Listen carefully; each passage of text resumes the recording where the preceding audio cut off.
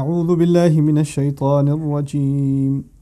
إنما التوبة على الله للذين يعملون السوء بجهالة ثم يتوبون من قريب فأولئك يتوب الله عليهم وكان الله عليما حكيما.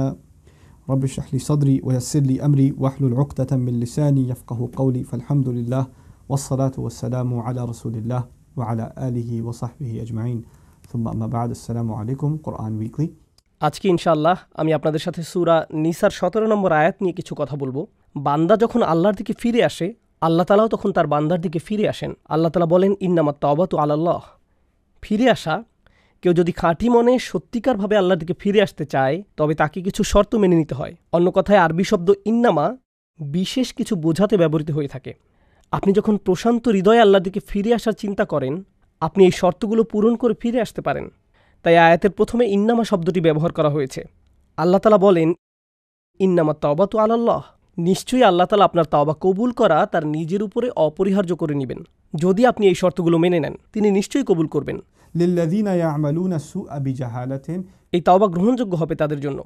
এই তাওবা গ্রহণযোগ্য হবে তাদের জন্য যারা কুৎসিত, ঘৃণ্য, জঘন্য পাপ কাজ করে। এই সবগুলোই সু এর অর্থ হিসেবে ব্যবহৃত হতে পারে। আর বিজাহালাতিন অর্থাৎ অপ্রতিরোধ্য আবেগের বশবর্তী হয়ে, যেমন কুকর্মে প্ররোচনা, রাগের বশবর্তী হয়ে, হতাশার আগুনে পুড়ে, অথবা এমন কোনো শক্তিশালী মানবিক অনুভূতি যা ওই মুহূর্তে আপনার উপর বিজয়ী হয়েছিল, তারপর তারা ওই পাপ কাজে লিপ্ত হয়ে পড়েছে। এটা হলো জাহালা। আপনার অলসতা এক ধরনের জাহালা। আপনার ফজরের নামাজ বাদ যাচ্ছে শুধু আপনার অলসতার জন্য। আপনার ক্রোধ এক ধরনের জাহালা, যখন আপনি আপনার পিতামাতার উপরে নিজের কণ্ঠকে উঁচু করেন। আপনার চোখের সামনে যখন কোনো খারাপ ছবি আসার পরেও আপনি টিভির চ্যানেল পাল্টাতে পারেন না, বুঝে নেবেন সেটাই জাহালা। আল্লাহ তাআলা বলেন, বান্দা যখন নফসের প্রতারণার শিকার হয়ে খারাপ কাজ করে ফেলে, তারপর নিজের মনে ওই কৃতকর্মের জন্য অনুশোচনা জাগে, সুম্মা ইয়াতুবুনা মিন করিব। প্রসঙ্গক্রমে এখানে লক্ষণীয় বিষয় হলো সু শব্দটি এক বচন, সুম্মা ইয়াতুবুনা মিন করিব এটি বহুবচন না। পাপ কাজটি করার সাথে সাথেই তারা আল্লাহর দিকে ফিরে আসে। পাপে জড়িয়ে পড়লে নিজেকেই আপনার নোংরা মনে হয়, নিজের প্রতি বীতশ্রদ্ধ হয়ে পড়েন, ক্রোধে ফেটে পড়েন, অথবা কখনো কখনো আশাহত হয়ে বলে ফেলেন, আমার সব আশা শেষ হয়ে গেল, আল্লাহর কাছে ফিরে গিয়ে কী লাভ? কিংবা ভাবেন, এখন আর তওবা করে কী লাভ হবে? এখন তো আল্লাহর সাথে কথা বলার কোনো অবস্থাই নেই আমার। খুবই বিব্রতকর অবস্থা। আল্লাহ বলছেন, এটা তওবা না। সত্যিকারের তওবা হলো যখন আপনি সিদ্ধান্ত নিয়েছেন আপনি আল্লাহর বিধান সজ্ঞানে আর লঙ্ঘন করবেন না, অথবা প্রকাশ্যে বা আপনার লাইফস্টাইল হিসেবে আর আপনি পাপ কাজে জড়াবেন না। তাই বলে আপনি তো ফেরেশতা না। মানুষের ভুল হতেই পারে। আবার ভুল হলে সাথে সাথে আপনি আল্লাহর কাছে বিনম্র চিত্তে ফিরে আসুন, আল্লাহর কাছে ফিরে আসুন। সুম্মা ইয়াতুবুনা মিন করিব। তারপর আল্লাহ বলেন, ফাউলাইকা ইয়াতুবুল্লাহু আলাইহিম। এবং তখন আল্লাহ আপনার দিকে ফিরে আসবেন এবং আপনার তওবা কবুল করবেন। আমার ও আপনার জন্য কথাটা অত্যন্ত গুরুত্বপূর্ণ। আমরা কখনো তওবা থেকে নিজেদের বিমুক্ত রাখতে পারবো না, কারণ আমরা কখনো গুনাহ থেকে মুক্ত হতে পারি না। প্রতিদিন আপনার জীবনে এমন কিছু ঘটবে যার জন্য আপনি অনুতপ্ত হবেন। মনে রাখবেন, সত্যিকার মুমিন তারাই যারা তাদের ভুলগুলো বুঝতে পারে। পাপ থেকে সর্বতরূপে বেঁচে থাকা অসম্ভব, কারণ খারাপ কিছু আমাদের সাথে যে কোনো সময় হতে পারে। কিন্তু যখন মুমিনদের জীবনে খারাপ কিছু ঘটবে, খারাপ কিছু করে ফেলবে, সময়ক্ষেপণ না করে আল্লাহর দিকে ফিরে আসবে। আর আল্লাহ তাআলা আপনার তওবা কবুল করা তো নিজের উপর অপরিহার্য করে নিয়েছেন।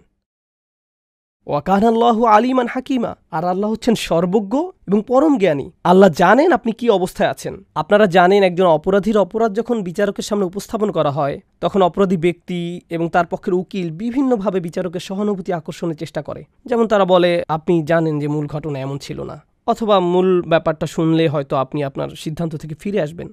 কিন্তু আল্লাহ তাআলা আপনার সব কিছু জানেন। তিনি আলিম। আপনি আল্লাহ তাআলার চেয়ে উত্তম কৌশলী হতে পারবেন না, এবং তিনি জানেন আপনার অপরাধ ক্ষমার যোগ্য কি না।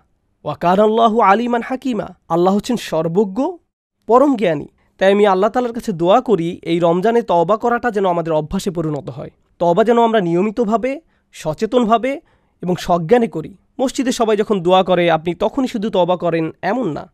গাড়ি চালানোর সময় তওবা করবেন, গাড়ি চালানোর সময় তওবা করবেন, কারণ আপনি এমন কিছু দেখছেন যা আপনার দেখা উচিত না। আপনার কান দিয়ে এমন কিছু শ্রবণ করছেন যা আপনার শোনা উচিত হয়নি, অথবা এমন কোনো আড্ডার মাঝে আপনি উপস্থিত ছিলেন যেখানে যাওয়া আপনার উচিত হয়নি। হয়তো আপনি নিজের অজান্তেই ওই আসরে আপনার ভাই, আপনার বোন, পিতা বা আপনার কোনো বন্ধুকে নিয়ে গীবতে জড়িয়ে পড়লেন।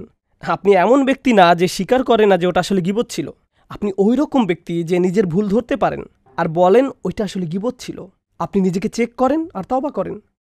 সাথে সাথে আমি আল্লাহর কাছে দোয়া করি আল্লাহ তাআলা যেন আমাদের বেশি বেশি তাওবা করার তৌফিক দান করেন এই মাসে, এবং আমাদের সকল তাওবা যেন কবুল করেন। বারাকাল্লাহু লি ওয়া লাকুম। ওয়াসসালামু আলাইকুম ওয়া রাহমাতুল্লাহি ওয়া বারাকাতুহু।